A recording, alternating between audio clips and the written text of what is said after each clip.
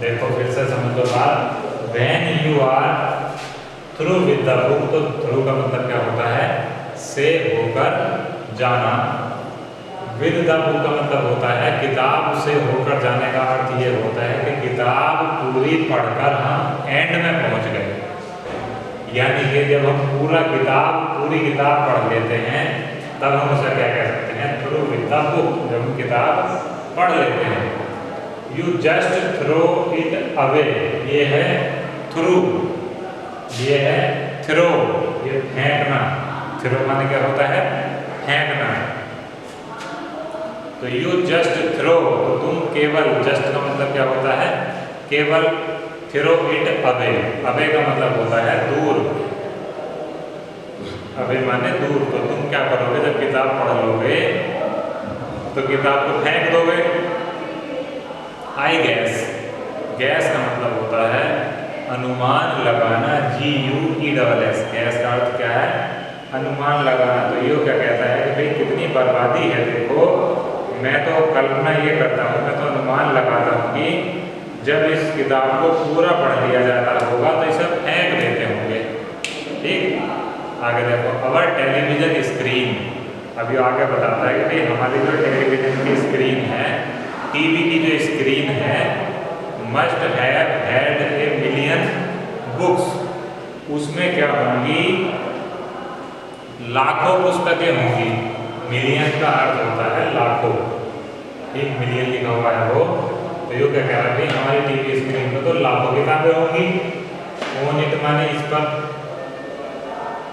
Computer में, mobile में सोयो किताबें डाउनलोड कर लो इतने जरा से मोबाइल में। तो सेम बात ये बताता है कि यार किताब लोग फेंक देते होंगे पढ़ गए। अब मगर अंतर क्या है? हमारे पास तो टीवी की स्क्रीन है, कंप्यूटर है। एक जरा से कंप्यूटर में लाखों किताबें हैं, और लाखों किताबें अगर छपेंगी तो इतने सारा कमरा भर जाएगा, कहाँ तक संभालोगे उनको? ठीक।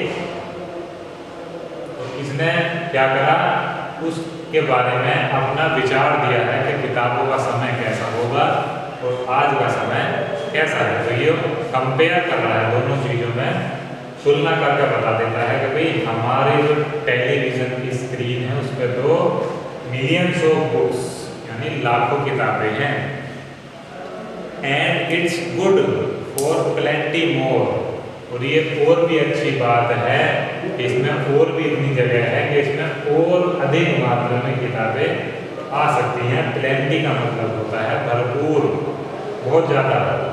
ठीक, तो ये बात समझ में आ गई होगी। वो क्या बता रहा है? और भी अधिक पुस्तकें आ सकती हैं, क्योंकि मोबाइल में किताब इतनी सारी डाउनलोड करी जा सकती हैं कि गिनती नहीं है जिसकी। हार्ड डिस्क लगाए जाओ, मेमोरी उसमें लगाए जाओ, चिप डाले जाओ ज़्यादा GB की, तो उसमें किताब भरे जाओ। ठीक, तो यही बात ये बताता है टॉमी कि भाई हमारी टीवी स्क्रीन में लाखों किताबें हैं और इसमें और अभी इतनी जगह है कि प्लेंटी मोर माने और भी ज़्यादा किताबें, और भी अधिक किताबें आ सकती हैं।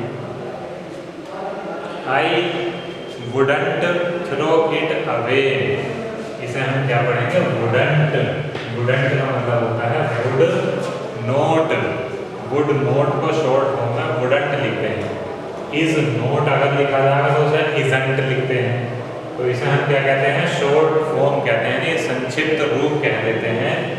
अब क्या कहता है ये? आई वुडंट थ्रो, मैं नहीं फेंकूंगा, इट अवे माने इनको दूर। तो क्या बात बता रहा है कि मैं फेंक नहीं सकता है वो टीवी स्क्रीन में जो उसमें किताबें आती हैं सरकार की तरफ से पढ़ने के लिए, तो टीवी में कहाँ से किताब निकाल कर फेंक सकता है वो? समझ गया नहीं? इसलिए बता रहा है कि मैं तो फेंक भी नहीं सकूंगा किताबों को। आगे देखो। सेम विद माइंड, मेरे साथ भी ऐसा ही है। सेम विद माइंड, माइंड का मतलब होता है माई का दूसरा रूप होता है माइंड। इसका यूज जब करा जाता है जब माई के साथ नाउन हटाना हो हमें, तो उस नाउन को हटाकर माई का माइंड कर दिया जाता है। ठीक, तो वो कह रही है, कौन कह रही है? सैड मार्जी। मार्जी ने कहा कि ऐसा ही मेरे साथ है। कहती है मार्जी ऐसा वैसा ही मेरे साथ है। शी वॉज 11, वो 11 वर्ष की थी। 11, शी वॉज 11 का मतलब है कि वो 11 वर्ष की थी। And hadn't seen as many telebooks as Tommy had. अब ध्यान से समझ लेना बात, जो मार्जी थी वो केवल 11 वर्ष की थी। एंड हैडंट सीन, और उसने नहीं देखी थी या वह नहीं देख चुकी थी। एज मैनी, इतनी अधिक।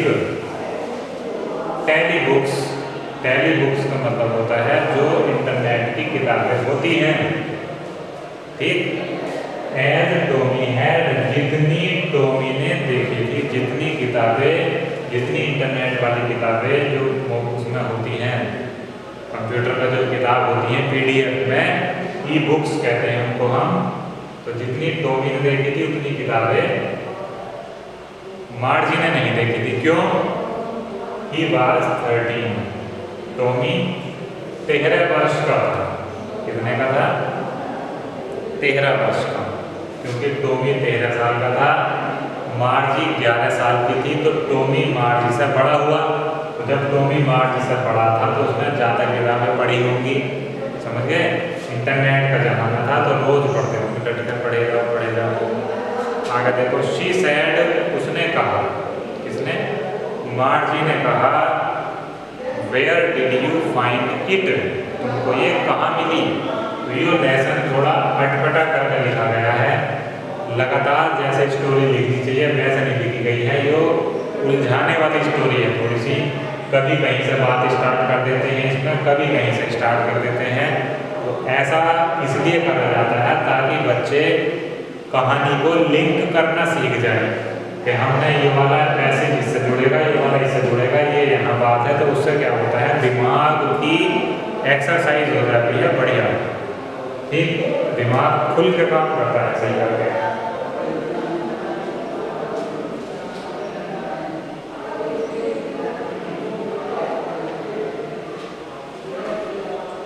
आगे देखो, अब मार्जी ने कहा, she said, where did you find it, तुमको यह कहाँ मिली? तो तुमको यह कहाँ मिला? किसके मिलने की बात हो रही है? किताब की बात चल रही है। तो वो मार्जी उससे पूछती है कि भाई तुमको ये किताब कहाँ मिली है, ये बताओ, ये किताब कहाँ मिली?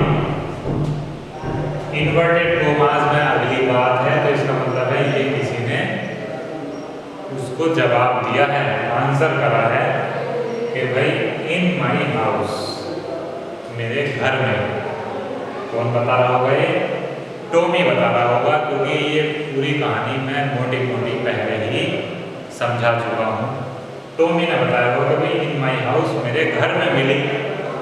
ही पॉइंटेड विदाउट लुकिंग, पॉइंटेड का मतलब होता है इशारा करके ऐसे बताते, बिना देखे, ठीक। बिना देखे जब हम इशारा करके संकेत, पॉइंट होता है ना, पॉइंटेड माने उसने उस तरफ को पॉइंटर कर रखा है, इशारा कर रखा, संकेत कर रखा है, तो बिना देखे ही उसने संकेत करके बता दिया कि घर में मिली। तुम मान लो काम कर रहे हो अपना, कोई काम कर रहा है बैठा हुआ, कोई तुमसे पूछेगा तो कि भाई क्या पूछेगा, कोई भी चीज़ पूछ लो, मान लो पूछेगा किताब वाली कहाँ है, क्या कहते हो, वहाँ रखी, उस वाले हमारी में ऐसे तो कहते हैं। तो हम क्या कहते हैं, पॉइंटेड विदाउट लुकिंग, बिना देखे ही संकेत से बता दिया कि उस वाले हमारे में से लाल वाले, ठीक। बिकॉज, अब ये बता रहे हैं कि उसने इशारा करके, संकेत करके क्यों बताया था? क्योंकि ही वाज बिजी रीडिंग, वो पढ़ने में व्यस्त था। तो किताब उसको मिली थी, टॉमी उस किताब को पढ़ने में व्यस्त था, बिजी था। इन द एटीक, कहाँ मिली उसको? एटीक में मिली है। मैंने पहले बता दिया था एटीक क्या होता है, छत के नीचे, छत है मान लो, छत के नीचे एक छज्जा डाल दिया जाता है कमरे में, जिसे टांड कहते हैं, स्लैब कहते हैं। तो उस टांड को, उस छज्जे को, स्लैब को क्या कहते हैं इसमें? एटीक, ठीक है बात। चलो, तो उसने बता दिया अटीक में मिली, यानी टांड में मिली, छज्जे में मिली। छज्जे पर सामान डाल देते हैं ना हम, ऐसे कुछ ना कुछ जो कम काम का होता है। फिर देखो व्हाट्स इट अबाउट, ये किस बारे में है। व्हाट्स इट अबाउट माने ये किस बारे में है। फिर से इन्वर्टेड कॉमास में लिखा है स्कूल, यानी स्कूल के बारे में है। समझ गए। तो दिमाग लगाने थोड़ा सा, खुद हमें दिमाग लगाना है कि ये किसने कहा होगा, ये किसने कहा होगा। क्वेश्चन आ सकता है कि स्कूल किसने कहा, या व्हाट्स इट अबाउट ये शब्द किसने बोले,